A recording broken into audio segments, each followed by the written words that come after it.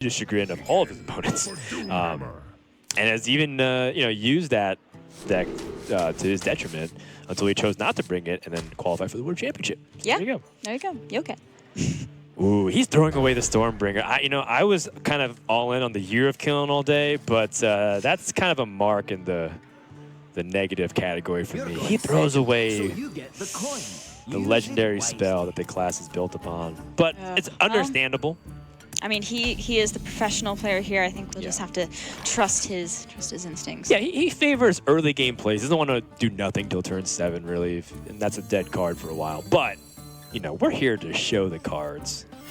We're here to have fun. We're here to get exposure and win fans so you can get a higher Twitter count. That's kind of what that's the real goal here. That's what's going through these guys' minds. How can I meme the other guy and improve my clout? Because that's what everyone is these days, a clout chaser. Of course. Got to get that chat approval, That's right.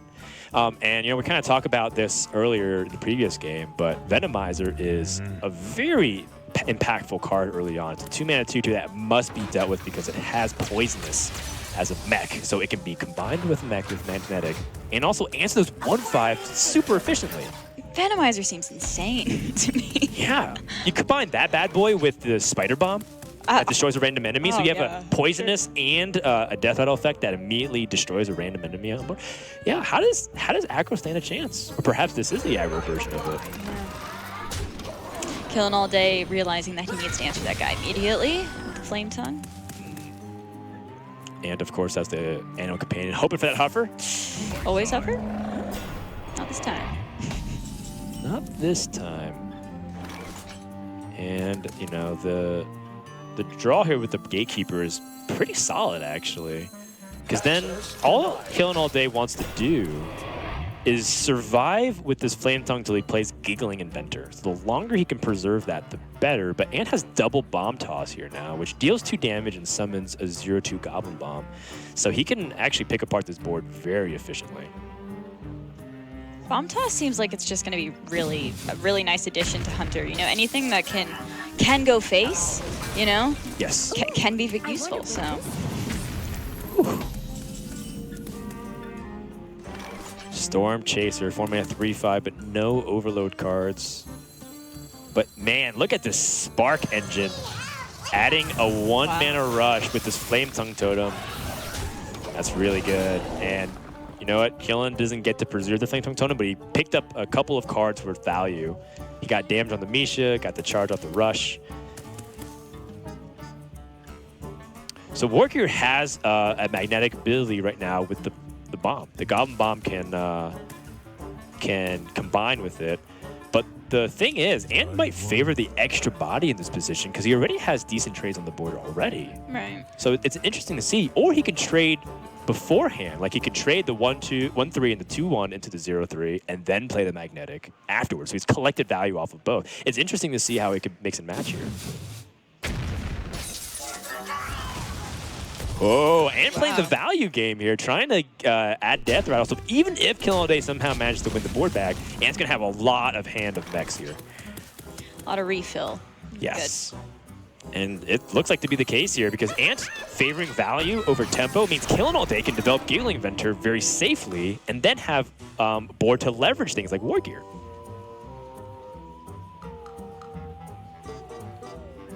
Faithful Lumi doing what it does best, which is power creeping other cute cards. Is it the cutest card in the set, Ellie? It's pretty cute.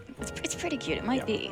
Might be slightly overpowered. I think might need the art team to dial back on that. People like Galvanizer as well, though. I think it's really cute.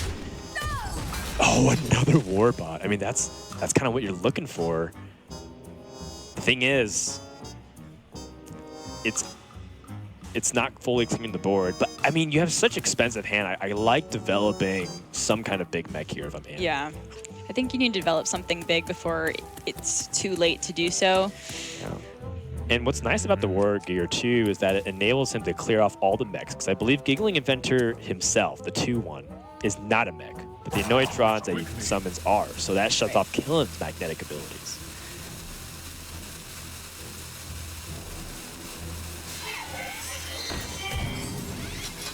All right, I like it. He wants to make use of the bottom board.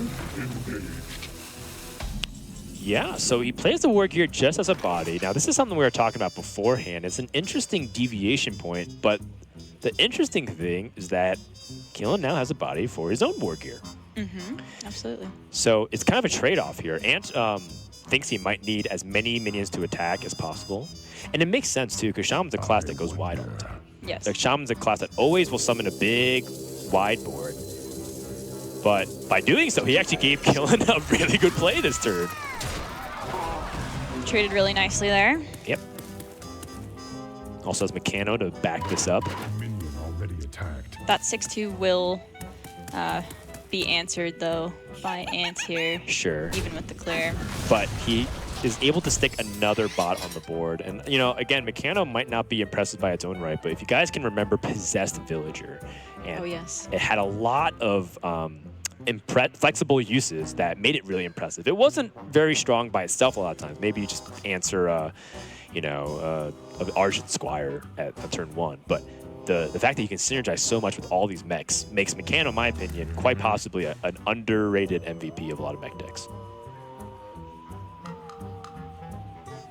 Oh, I keep calling it Meccano. I keep Mecharoo. Mecharoo. Yeah. We're still learning the cards, you guys. So sorry, it's a robot kangaroo, which you know, apparently is one of the strongest cards of this set, I think.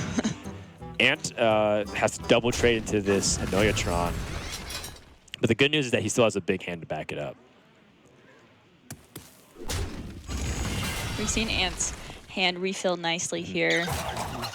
There's the Copper Tail Impossible. Yes, and I'm actually looking forward to see if Meat Wagon can make a comeback. Right? Yeah. Because it's a make a comeback. Was he ever really? Oh, it was out in full force in day number 1 of the expansion. You have to see my meat lock. Okay. It was a sight to behold, and I know Disguised Toast and Savitz also. Yes, it definitely did a lot of work. Before the storm.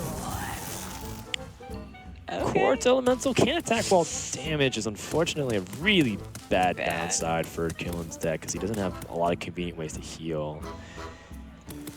Can't taunt that up. No. And what's scary too, you know, the Ant's play for value is paying off because he picked up that other war gear with his mech synergy. So now Ant is going to most likely get a hit on the board.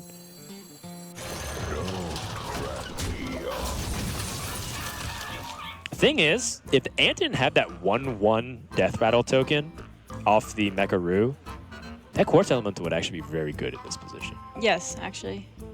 That's a good point. Pesky little 1/1s. Pesky little 1/1, yeah. Every single little body matters in a game where you jockey for board position. Okay, that art actually is really cool. The Mecharoo, the kangaroo guy. It's pretty sweet. Did you just assume it's gender?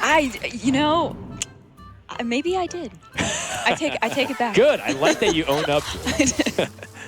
A lot of people usually just backpedal out of that, but. Interesting. Okay, so he's choosing to just take it down. I mean, even though it could probably be shut down by just damaging it, it might not.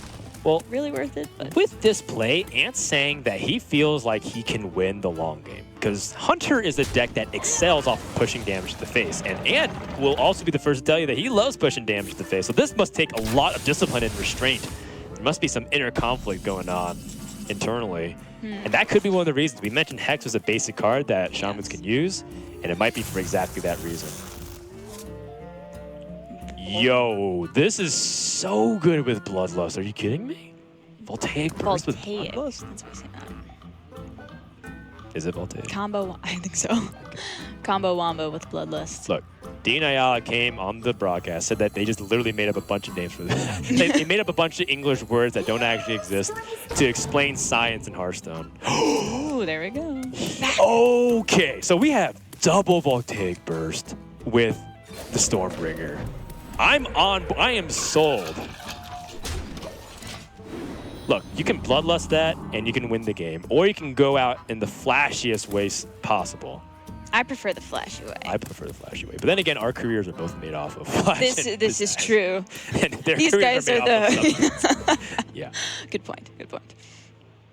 That being said, Keelan might not have the luxury to choose. This war gear coming down could be the big daddy play here. You know, Ant's just gonna rock this board, and Meatwagon will pull out at least a 5-attack minion. Or sorry, at least a 0-attack minion, but potentially a 5-attack minion.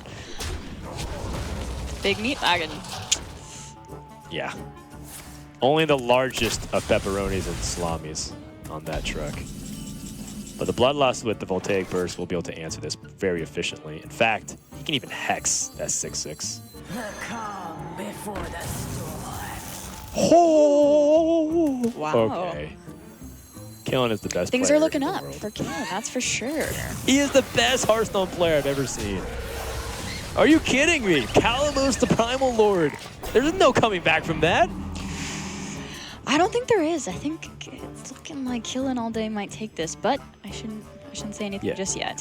What Ant can draw is his legendary scientist, Flark, and summon a bunch of zero. Okay, that's the mini Flark. That summons 0/2 booms, or bombs, excuse me, booms. Explodinator. It deals damage. And you know, Hunter can have some direct damage in the game. Calamos clearing the board is It's pretty good. double-edged sword. Turns out it's pretty good. It's good, but you know, again, it's double-edged swords. He does take 4 damage from this.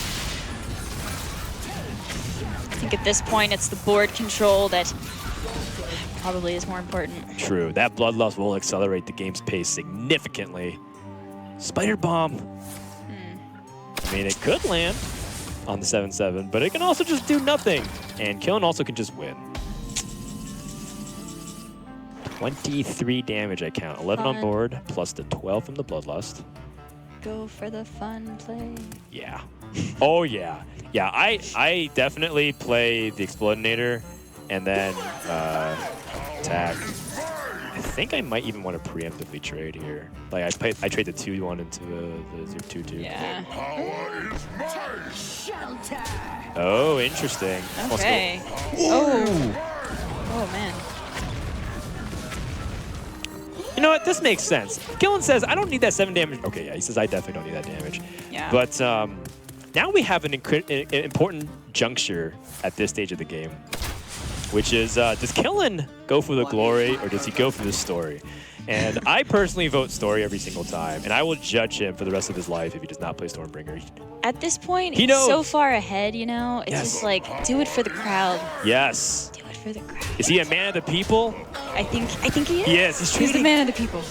Yes! There we go. Oh my goodness, we've got Two 2 Deathwings.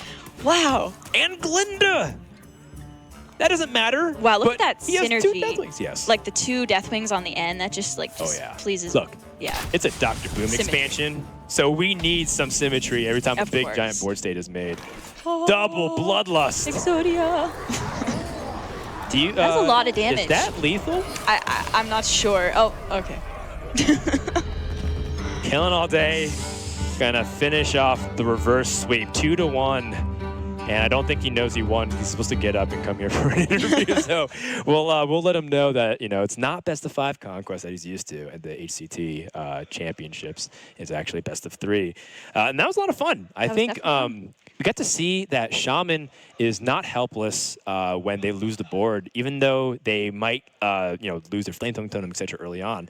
Those voltaic chargers that have, oh, sorry, rushers that can impact the board through Flame Tongue or Bloodlust, or just even be useful as tokens to generate value off of things like the Stormbringer. That's so exciting to play with.